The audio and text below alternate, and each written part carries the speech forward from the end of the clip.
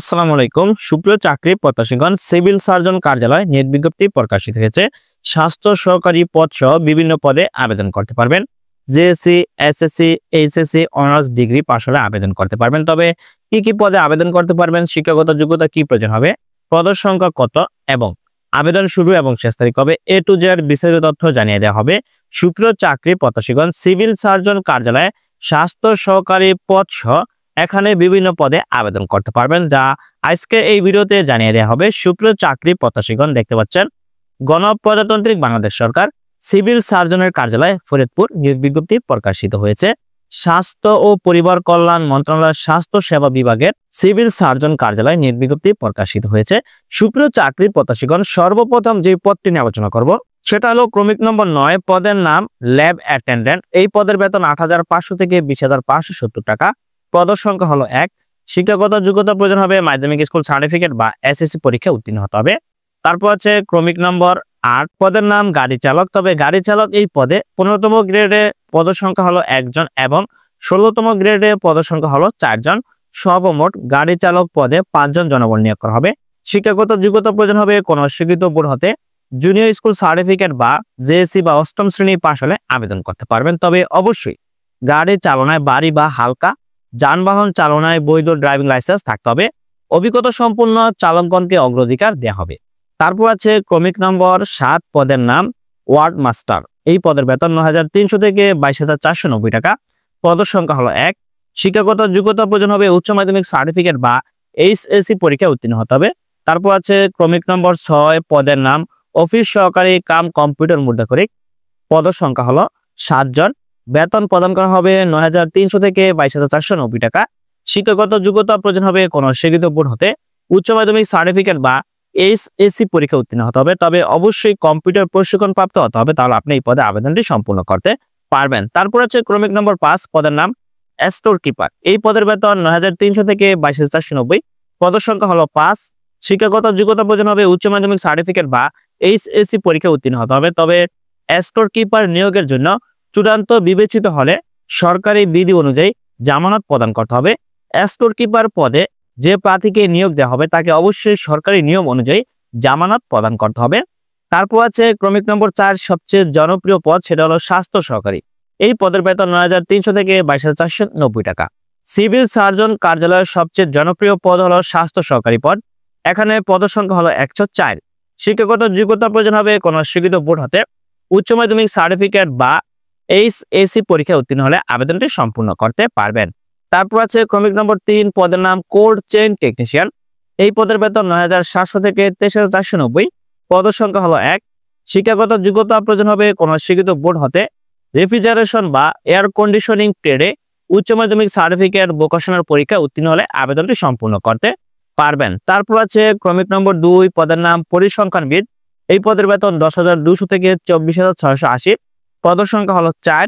শিক্ষাগত যোগ্যতা প্রয়োজন হবে কোন স্বীকৃত বিশ্ববিদ্যালয় হতে পরিসংখ্যান বা গণিত বা অর্থনৈতিক বিষয়ে স্নাতক বা সমানের ডিগ্রি পাশ হলে আবেদনটি সম্পূর্ণ করতে পারবেন। তবে অবশ্যই কম্পিউটার চালানোর দক্ষতা জানা থাকতে হবে।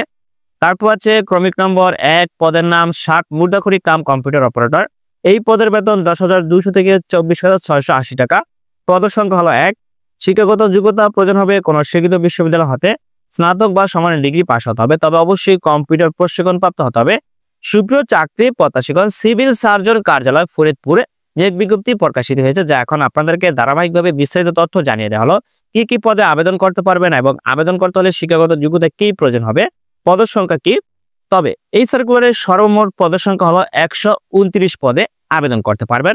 একজন ব্যক্তি শুধুমাত্র একটি পদে আবেদন করতে পারবেন। একজন ব্যক্তি একাধিক পদে আবেদন করলে আপনার আবেদন বাতিল বলে গণ্য হবে।